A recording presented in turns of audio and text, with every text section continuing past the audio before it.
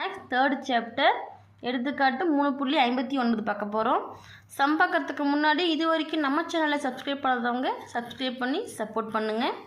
என்ன கொஷின் கொடுத்துருக்காங்க பாருங்கள். நமக்கு அணி வடிவத்தில் கொடுத்துருக்காங்க. a மைனஸ் பி கீழே 2a minus b 2a plus c 2c plus d. அதாவது பார்த்திங்கன்னா நமக்கு வந்து 2 நிரல் கொடுத்துருக்காங்க, 2 நிறை கொடுத்துருக்காங்க. அப்போது 2 இது நிறைன்னு சொல்லுவோம், இது நிரல். அப்போது இங்கே 2 தான் இருக்குது, இங்கே 2 தான் இருக்குது. அப்போது இது நமக்கு 2x2 மேட்ரிக்ஸ். சரிங்களா? இதுக்கெல்லாம் பொண்ணு அவசியம் இல்லை, ஜஸ்ட்டு உங்களுக்கு ரெஃபரன்ஸ்க்காக நான் போட்டிருக்கேன். ஈக்குவல் 1 5 0 2. இதுவும் பார்த்திங்கன்னா 2 நிரல் இருக்குது, 2 நிறை இருக்குது. அப்போது இதுவும் 2x2 மேட்ரிக்ஸ் தான். என்ற அணியின் சமன்பாட்டிலிருந்து a, b, c, dயின் மதிப்புகளை காண்க. இப்போது ரெண்டுமே 2x2 மேட்ரிக்ஸ் தான். இதிலிருந்து நம்ம என்ன கண்டுபிடிக்கணும்? இது a, b, c, d உடைய மதிப்பு என்ன, இதை நம்ம கண்டுபிடிக்க போகிறோம். சரிங்களா? ஃபஸ்ட்டு கொடுத்துருக்க சமன்பாடு நம்ம எடுத்துக்கலாம். கொடுக்கப்பட்ட அணியின் சமன்பாடு கொடுக்கப்பட்டுன்னு எழுதினாலும் சரி, தரப்பட்டுன்னு எழுதினாலும் சரி. என்ன கொடுத்துருக்காங்க கொஷினில்? 2x2 மேட்ரிக்ஸை அப்படியே எடுத்து எழுதிக்கலாம். இப்போது இங்கே என்ன அணி நமக்கு 2x2 மேட்ரிக்ஸில் அணி கொடுத்துருக்காங்களா, இந்த டேர்மிங்கில் வந்து நமக்கு என்ன இருக்குது? a மைனஸ் பி இருக்குது. சேம் அதே இடத்துல பாருங்கள், இந்த அணியில் நமக்கு இங்கே 1 இருக்கா, இதை நாம் சமப்படுத்தி எழுத போகிறோம். சரிங்களா? எப்படி சமப்படுத்த போகிறோம்னா, therefore a minus b equal இருக்கா. இப்போ 2 அணியும் சமம். ஈக்குவல் a மைனஸ் பிக்கு நேரம் என்ன இருக்குது? 1 இருக்குது. அப்போ இங்கே 1, இது வந்து சமன்பாடு 1 எடுக்க போகிறோம். அடுத்து பாருங்கள், 2a plus C equal 2a plus சிக்கு நேரம் என்ன இருக்குது? 5 இருக்குது. ஃபஸ்ட்டு எப்பயுமே எடுத்து எழுதும் போது நிறை வடிவத்தில் எடுத்து எழுதிக்கோங்க. சரிங்களா? இது நிரல்னு சொல்லுவோம், இது நிறை. அப்போது 2a ப்ளஸ் சிக்கு நேரம் 5 இருக்குது. இது வந்து சமன்பாடு 2. சரிங்களா? அடுத்து இது கீழே எழுதிக்கோங்க, நாங்கள் சைடில் எழுதுகிறேன். என்ன வரும்? 2a மைனஸ் பி நேரம் என்ன இருக்குது? 0. இது சமன்பாடு 3. அடுத்து 3c ப்ளஸ் டி ஈக்குவல் இங்கே என்ன இருக்குது? நேராக 2 இருக்குது. இப்போது 4 சமன்பாடு வடிவத்தில் நம்ம எடுத்து எழுதியாச்சு. இப்போ இதை நம்ம சமப்படுத்துவோமா? ஃபஸ்ட்டு பாருங்கள், இதை சமப்படுத்தலாம். நீங்கள் சமப்படுத்தணும்னா 1 இப்போ a மைனஸ் பி ஈக்குவல் 1 இருக்கா. 1வது சமன்பாட்டையும் நம்ம 3வது சமன்பாட்டை எடுக்கலாம். ஃபஸ்ட்டு a கேன்சல் பண்ணுற மாதிரி இருந்தீங்கன்னா, இப்போது 1வது சமன்பாடு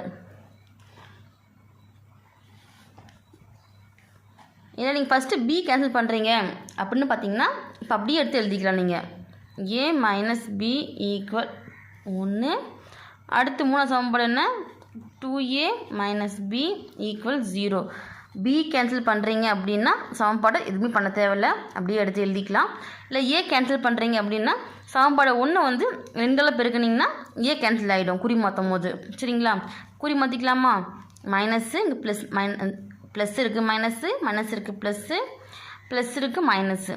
அப்போது +2 +1a மைனஸ் 2a கேன்சல் பண்ண என்ன வரும்? நமக்கு மைனஸ் 1a வரும். 1 பொட்டல் 1 தான், பொட்டல் 4 1 தான்.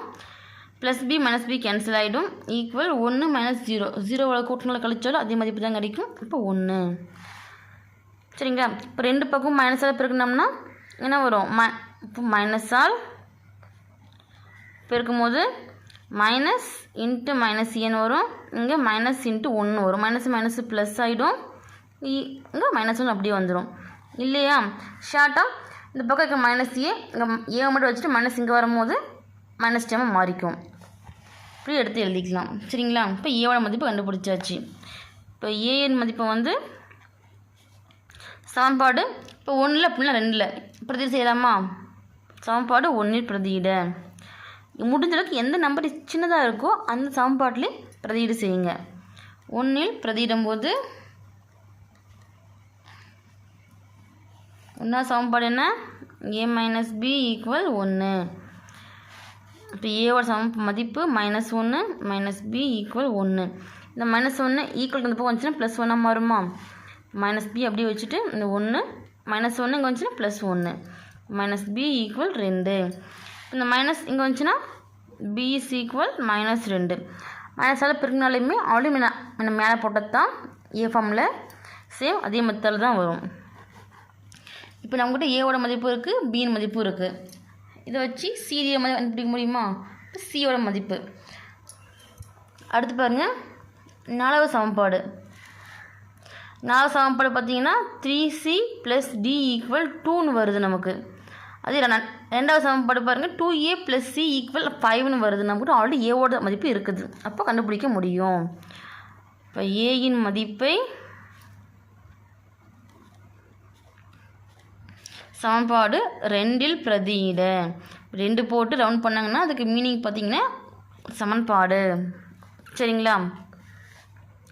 2வது சமன்பாடு 2a + c = 5. ஏவோட மதிப்பு என்ன? -1. அப்போ 2 × ஏவுக்கு பதில் -1 கொடுக்கலாம். Plus c = 5. 2 × -1 plus × -, 2 × 1 2 plus c = 5. -2 equal இந்த பக்கம் வரும்போது ப்ளஸ் 2 மாறுமா? இப்போ c = 5 + 2ன்னு வரும். ஆட் பண்ணாங்கன்னா c = 7. ஆன்சர்ஸ்லாம் பிளாக்கில் கொடுத்துக்கோங்க. அடுத்து டியோட மதிப்பு. டியோட மதிப்பு எங்கே இருக்குது? நமக்கு 4வது சமன்பாட்டில் இருக்குது. அப்போது 4வது சமன்பாட்டில் வந்து c + d. அப்போ சியோட மதிப்பு கண்டுபிடிச்சாச்சா? அப்போ சியின் மதிப்பை எந்த சமன்பாட்டில் என்ன மதிப்பு கொடுக்குறோமோ அதை தான் மென்ஷன் பண்ணணும். சரிங்களா? 4ல் பிரதியிட. இப்போ 4ல் பிரதியிட்டங்கன்னா ஃபுல்லாக எழுதிக்கோங்க. என்ன வரும் நமக்கு? 3c + d = 2. 3 × சியோட மதிப்பு என்ன? 7 + d = 2. 3 7 இருக்குன்னா 21 ப்ளஸ் d = 2. 21 ப்ளஸில் இருக்கா? ஈக்குவல் எந்த பக்கம் வருமா? மைனஸில் மாறுமா? அப்போ d = 2 - 21 கழிச்சா என்ன வரும்? 19ன்னு வரும். பெரிய கணக்கு மைனஸ்ன்றதுனால -19. இப்போ டியின் மதிப்பு என்ன? -19. இப்போ ABCD 4 மதிப்பையும் கண்டுபிடிக்க சொல்லியிருக்காங்க, கண்டுபிடிச்சாச்சு.